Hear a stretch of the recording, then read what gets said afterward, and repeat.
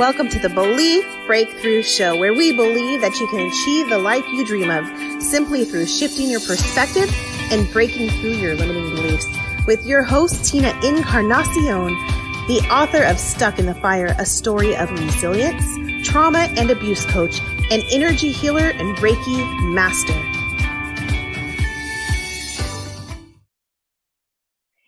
Hey everyone, thank you for tuning again to the Belief Breakthrough Show. Once again, we have another amazing episode for you in our Survivors Month. So this today is Regina. She is absolutely amazing, you guys, and she has a phenomenal story that she is going to share with us. She has escaped abuse. She has chosen to get out of a 12-year abusive marriage. She has escaped with her 2 young daughters and only a few pieces of clothes on her back. And then she has built herself up to a self-taught financial, what would you consider your title? A financial advisor, a financial consultant? Business strategist. Business strategist. So she has taken CEOs and entrepreneurs that have been struggling financially, that have been more than twice her age, and taken them into financial freedom.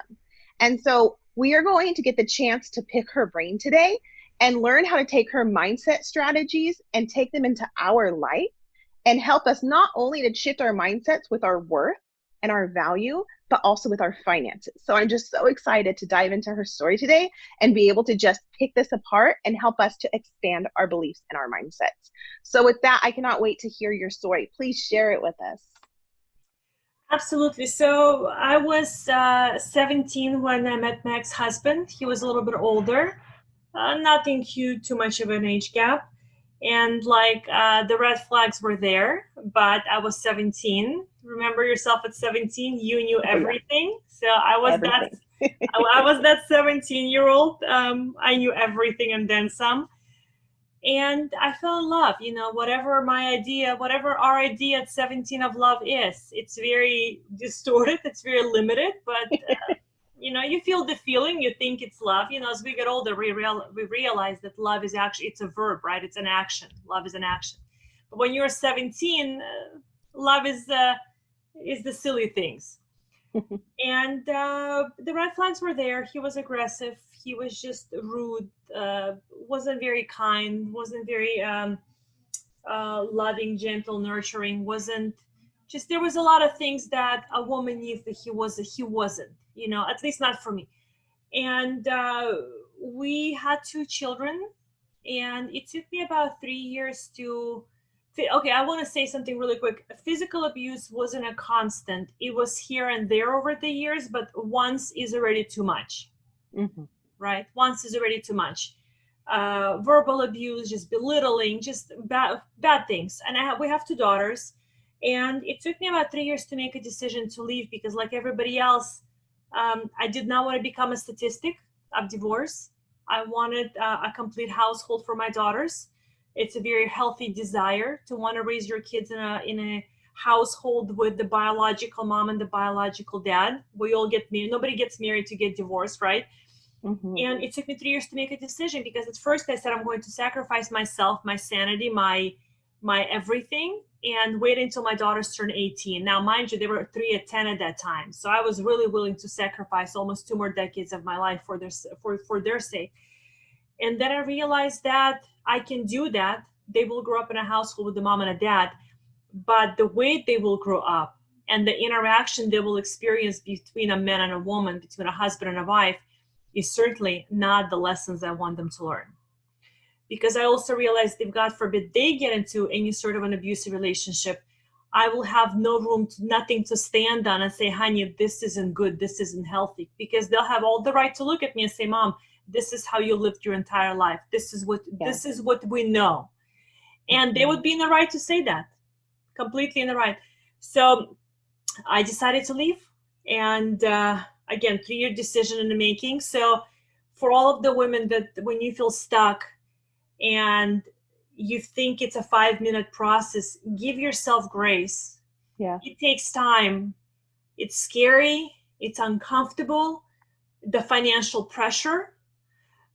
There's so many variables. So don't feel bad if you're going through decision-making process and deciding. Give yourself the love and the grace. I give you a lot of respect for even starting the thinking process to know that you want better. That Mm-hmm. alone, that alone is worth uh, everything.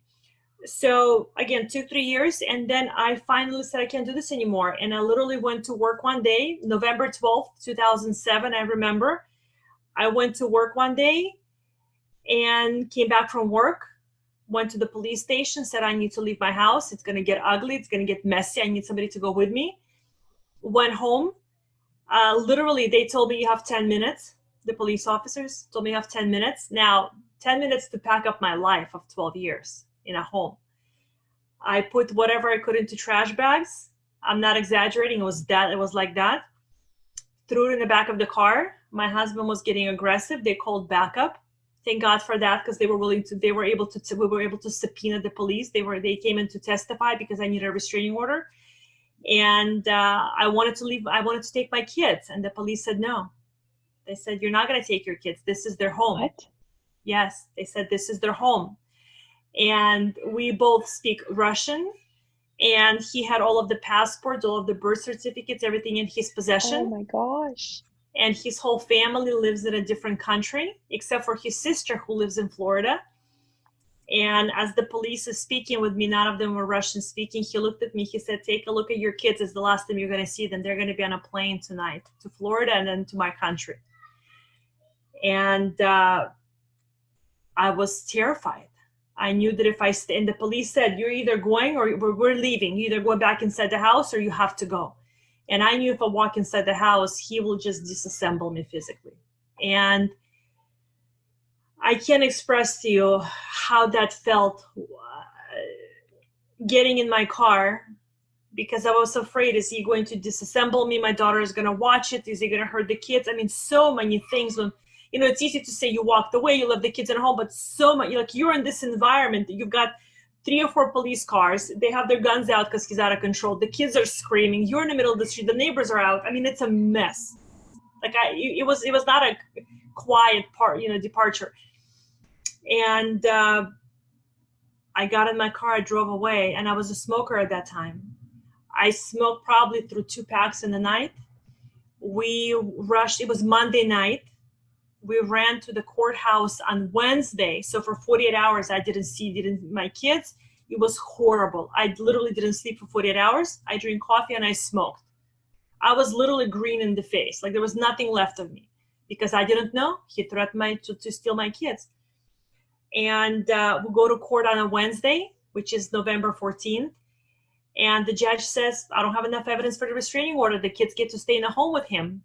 You can't take them. I am at the end of my sanity. And he's clearly poking at me. He knows where to push. I want my daughters. And we run to the other courthouse. I'm in LA. This was in downtown. We run to Van Nuys Thursday morning. My attorney goes into the chamber with the judge.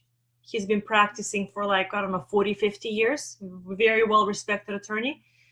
Goes into the chamber with my judge, with his judge, and enough evidence. This judge sees enough evidence. He saw me. He saw my ex-husband that looks like God knows what. And enough evidence from my letter, from my statement. And my attorney comes out of the chamber. He goes, we're going to go through the process, but here's a piece of paper. Go get your kids And I went and picked up my kids from school. I mean, but this was the beginning of hell. This was the beginning of hell. But Right. those 3 days, I can't even tell you what it was. I can't. It was the most horrible thing I've ever had to live with. The divorce was 3 years, but those 3 days was the worst. Mm-hmm. It was pre-restraining order, before I got my kids back in my arms. It was just... It's hard to process. Even now I can see you reliving it. And just, I remember when I chose to escape my abusive relationship, and the thought that finally made me do it was, he's either going to kill both of us, me and my daughter, or he's going to kill her and I'm going to get to survive without her. But if I don't escape this, someone's going to die. Right. And so I completely understand and feel and remember the same fear that I know you went through, the same struggle that I know you went through.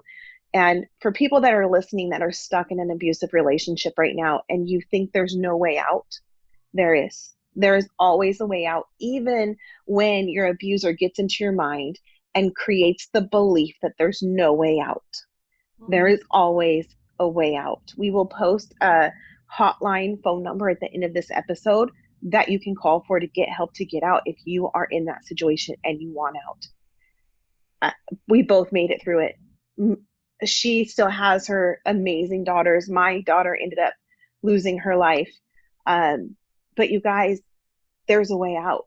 There's a way out. And this episode today, this whole month of August, is to highlight that there's hope. And so I know it was hard for you, but you had the strength to do it. And I congratulate you and I lift my hat to you. And now that you're 12 years past it, what was the healing journey after escape? After you got that piece of paper to get your children, what did it look like at that point? Well, that was the second part of the beginning of hell. My tires were slashed. He demolished me financially to the tune of $2 million. We're talking about $2 million, but the time I was 30 years old. I mean, that's scary stuff. Continued to threaten me, multiple restraining orders, took me to court on my legal bill was over 120,000, took me to court literally every month because he was representing himself and he said, I'm going to destroy you financially. I'm just going to drag you through court. I couldn't work. I lost income, was left with no place to go with my daughter, with no money to support myself and my daughters. He took me to court for child support when I got actually 100% physical and legal custody of the kids. I would have ended up paying him spousal support if not for the restraining order. He acted so bad that we never asked for the restraining order for the kids. My attorney said, you really rarely get a restraining order for a parent against the children, it doesn't happen. So we just asked one for me. So when the judge came back and said, all three of you are getting a restraining order, like my attorney was floored. She goes, I've never had a case in my career that they gave it without asking. Even when we ask for it, we have to. So that is how he represented himself in front of the judge. So you can just imagine the behavior. So the judge was very smart. And so that whole process, it took 3 years. And everybody told me we had like up to 20 properties. He just forced things into foreclosure. They were on my credit. He went to foreclosure sales, bought them for like 12, 13, 15,000 each, left me in debt up to 120,000 per property. And my friend said, why aren't you fighting this? I said, how am I supposed to fight? I have to go to work. I have to feed the kids. And I just finally said, let him demolish me financially, my daughters and I. And I literally sat back for 3 years, waited for this man to watch this man destroy our lives, because I don't like to fight for stuff. This was monetary stuff. I'm not that person. I'm just not that. I always know that I can make more money. And I know that fighting for it would have cost me 10 times more. I would still be in court today, and I would never be sane or be able to date or be able to be a good mom. So you got to pick your battles. And ladies, I'm telling you, if it's a matter of holding on to a few pieces of furniture, or let it go. None of it is worth your sanity, truly. And I went from living a fantastic lifestyle to literally a hole in the wall, and at some point have no place to go. And one of my close friends took my daughters and I in. And even that was better than an abusive relationship with everything I had. It was worth it. So for 3 years, I literally stood back. I was an emotional, financial mess. I stood back, and I did all of this while helping people reorganize their companies and their lives. And somebody asked me, did you feel like an imposter helping people fix their lives while yours was a mess? And I said, no, I didn't create the mess in my life. I created the mess by marrying the wrong guy, but I didn't create the stuff. Number one. Number two, this experience bonded me with people in financial chaos like nothing else, because when I could look at somebody and say, I understand what you're going through, I understand the fear, I understand that how scary, the magnitude of the fear and the sleepless nights that financial chaos of millions brings to you, to your doorstep on a daily basis. And when I look at somebody and I say to them, I understand, and they see the reflection of their pain, their fear in my eyes, that's a bond like nothing else will create. Mm-hmm. So in fact, it made me stronger at what I do. It made people trust me more, because we don't trust people who haven't gone through the aches and pains that we've gone through. It's very different. What connects us as human beings is the pain, is the bond. That's the connect. So for 3 years I did that. I stood back and watched somebody take my life apart, somebody that I once trusted to keep me safe. It was horrible. And not only to me, to our daughters. And then when it was over, I never regretted leaving. I never regretted the financial chaos. I never regretted anything. I work in corporate turnaround. I deal with financial chaos. I filed the Chapter 7 bankruptcy. Easy. I mean, I wasn't embarrassed about it. I wasn't shy about it. I suggest, if you're holding on to financial assets and financial stuff versus a peace of mind, let it go. There's a beautiful tool called Chapter 7. It's not that expensive. Let it all go. But the freedom and the peace of mind that comes with being able to go to bed without physical abuse, somebody yelling and screaming, belittling you, at the end of the day, what is it worth it to you? To me, I call it my exit fee. My exit fee was $2 million. I'm okay with that. And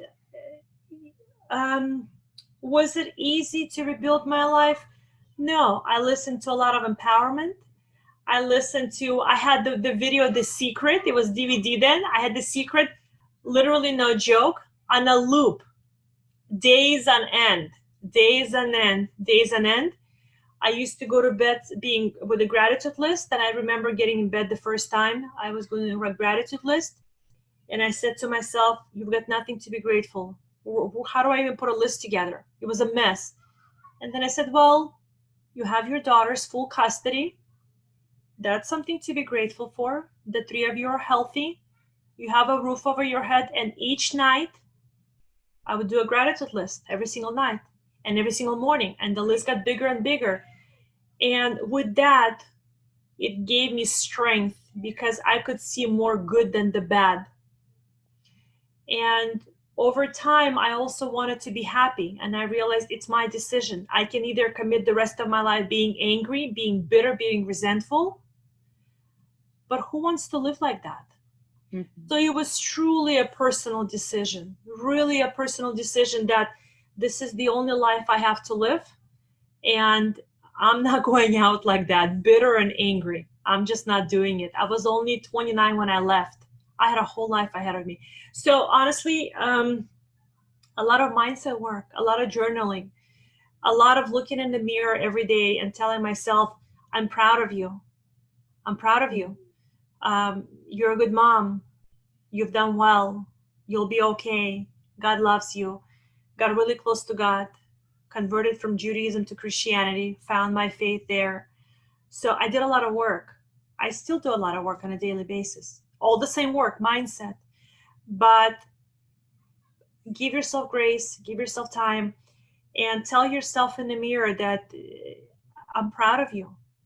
Whatever is going on, tell yourself that you're proud of yourself, because we all have things we can be proud of. Absolutely. And no one's going to love you the way that you can love yourself. Yeah. You can be your biggest cheerleader or your worst enemy. Yes. But you guys, nobody in this world has the ability to love you in the way that you have the ability to love yourself.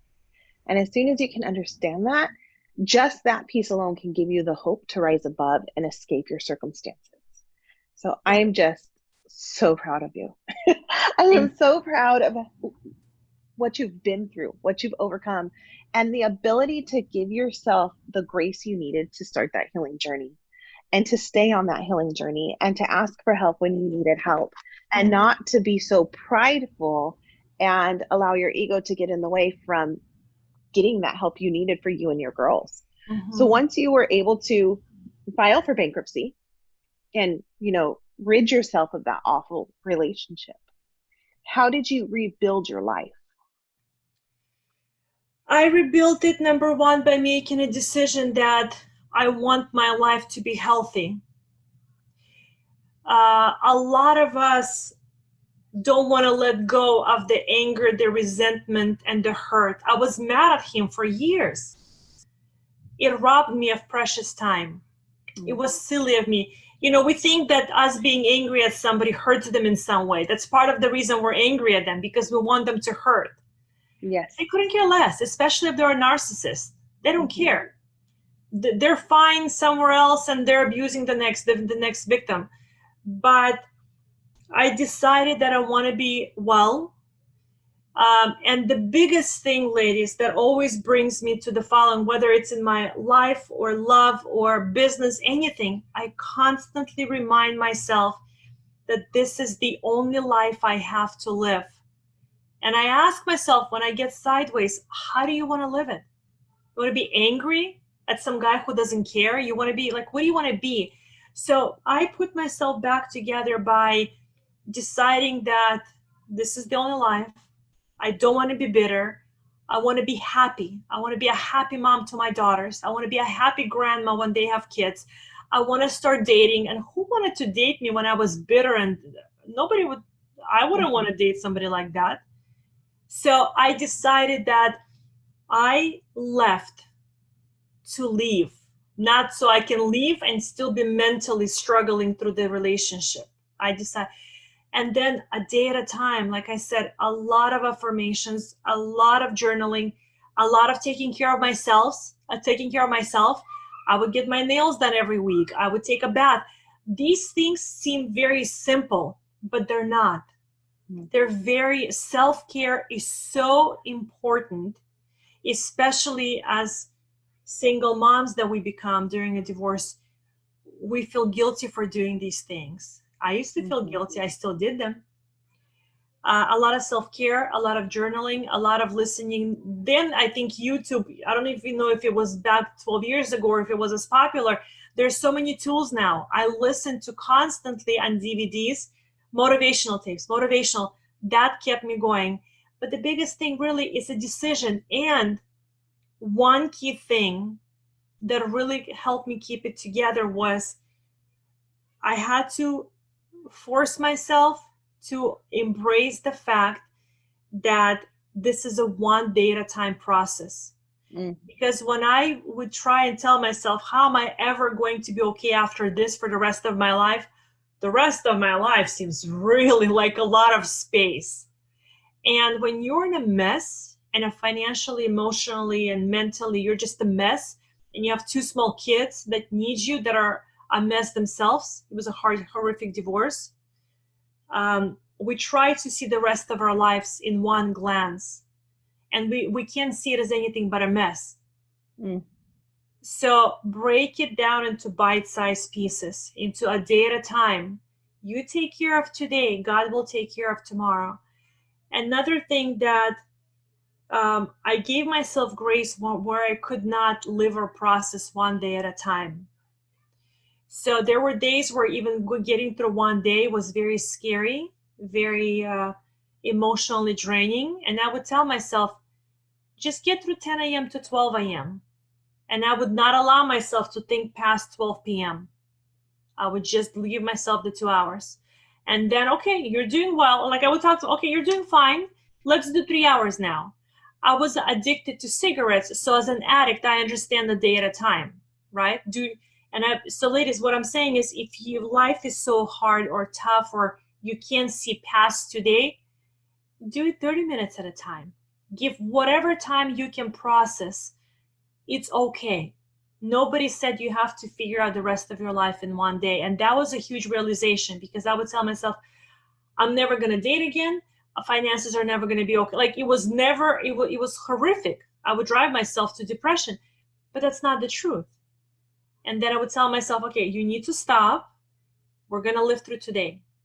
We're going to live. Let's just do today, go to work, take care of your kids, bathe your kids, feed your kids. So really a day at a time. And all of a sudden you look back and you have a month, a year, a decade worth of a day at a time of good things.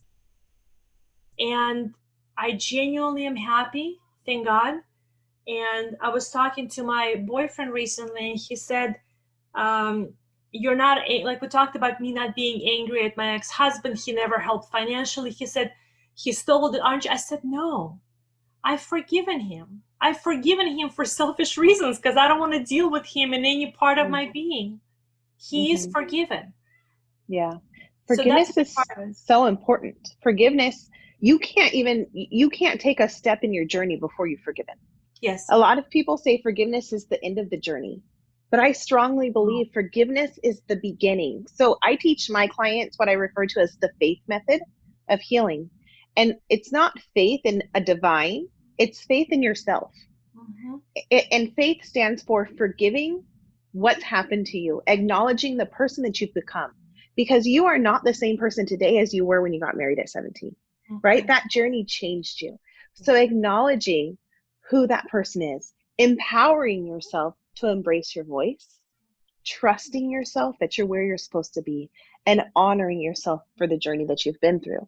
It's the process of faith. And if you can do those steps, you can find healing and you can claim your life, because I can see that you've claimed your life. There's no doubt in your mind. Like you are, I dare someone to challenge you at this point in your life because you're a powerhouse. You have gone through being a victim to being a survivor, and you have mastered that warriorship, Oh right? yeah. You are a warrior. You are that true image of a warrior. I can just see it in your eyes. I can see it in the light that comes off of you. It's amazing to just see the power that exudes from your pores.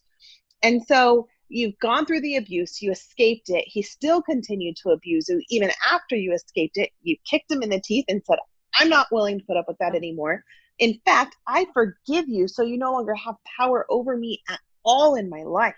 I Mm-hmm. am done entirely. Energetically, I have cut the cord. You're gone. Yeah. Then you had to figure out your new purpose in this world, Mm-hmm. right? Because you've literally transitioned different purposes through that entire journey we've seen.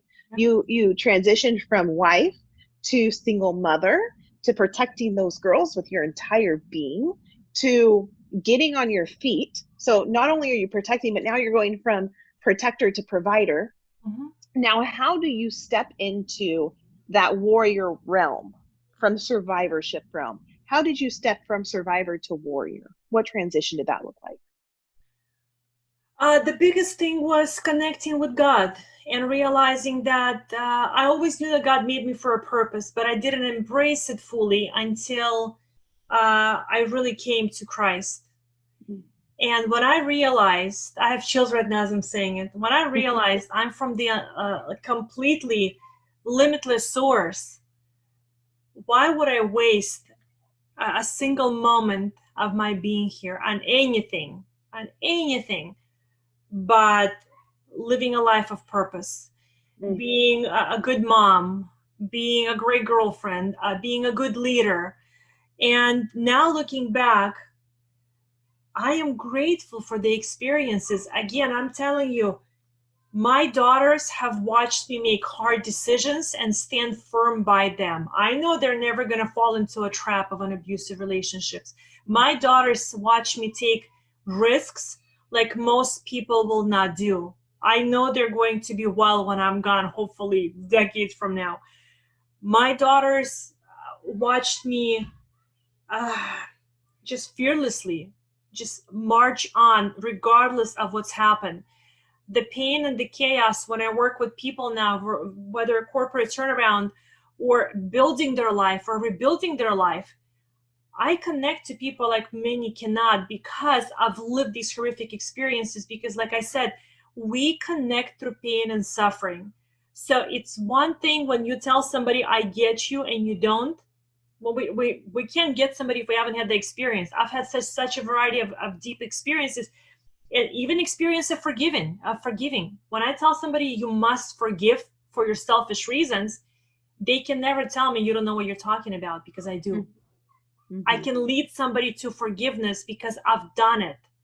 There's power in that because we're all Mm-hmm. holding on to something. So I am so grateful for the experiences. I know it sounds crazy to say this, but because my daughters have watched a strong woman raise them, I'm grateful for the experience because the man I'm with right now admires me so much for what I am.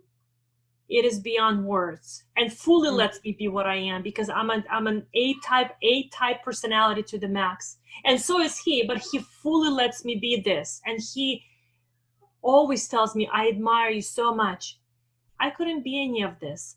I couldn't help people at the capacity that I help them if I hadn't gone through chaos and learned how to hold up my own. I couldn't teach him how to do that. So I am just, God has been good. I know it's crazy to say it. God has been good. God has been good with Mhm. me. He's used me for his purpose. I love it. And would I change much? I wouldn't even change marrying. I would marry him 10 times over again. I have my daughters.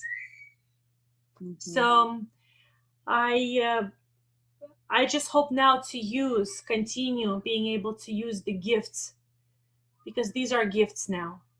Mhm. I don't see Yeah. myself as a victim. These are truly gifts, and I'm only 42. I feel like I have hopefully a good 3 4 decades ahead of me of leading, teaching, and inspiring people. So Mhm. I sincerely, with every fiber of my being, hope for everybody, whether you're going through it right now through the decision, whether you've left and you're going through the mess, to get to the place the way I feel now, the place of forgiveness, the place of grace, the place of gratitude, the place of love. I hope that for all of us, because there is freedom in feeling this way. There is genuine freedom in feeling Mhm. this way. Yeah. Absolutely.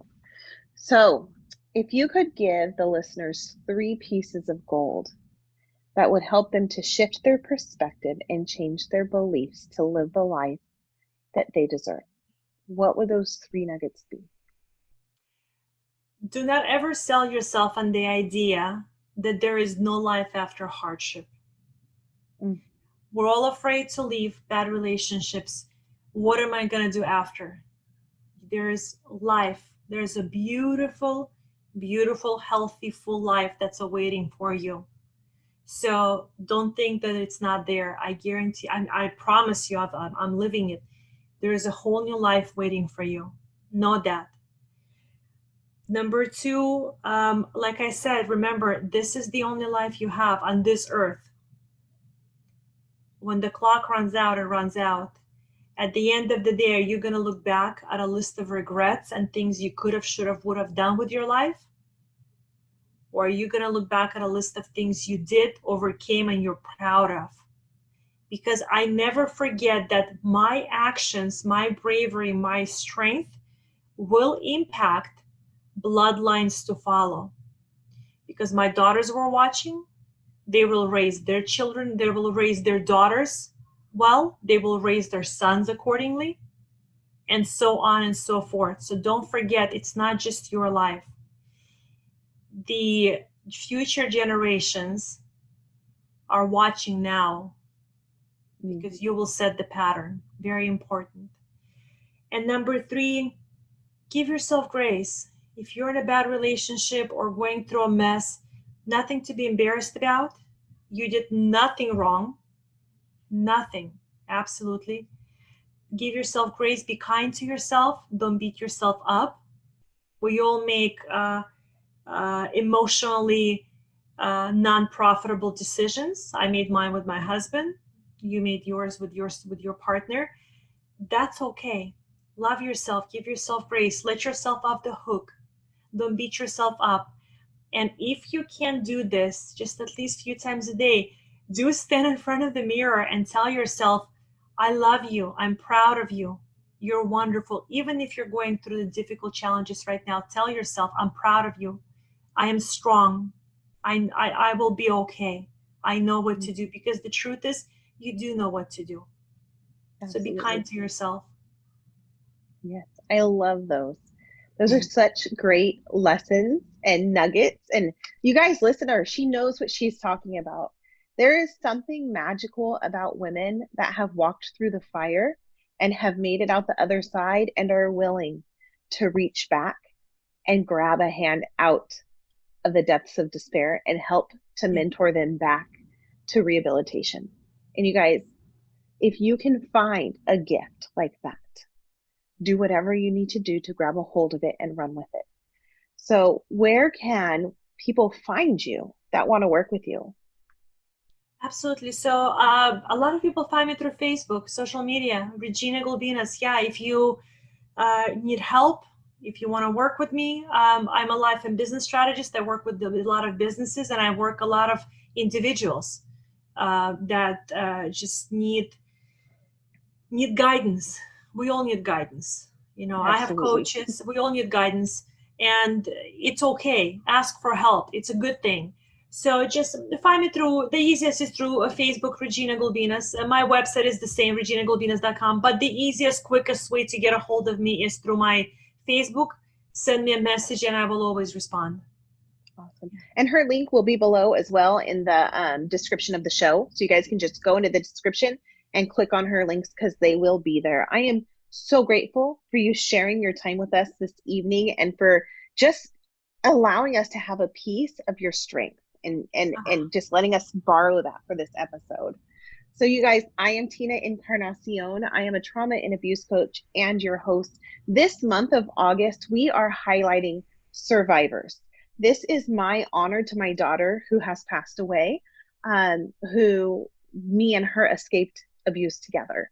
And so this is my way of just honoring her and loving her and celebrating her for her birth month. And please come back. We are airing every Monday and Wednesday at 6 p.m. Pacific time, Breakthrough Belief Show. And this month in August, we are breaking through the belief that you cannot escape victimhood.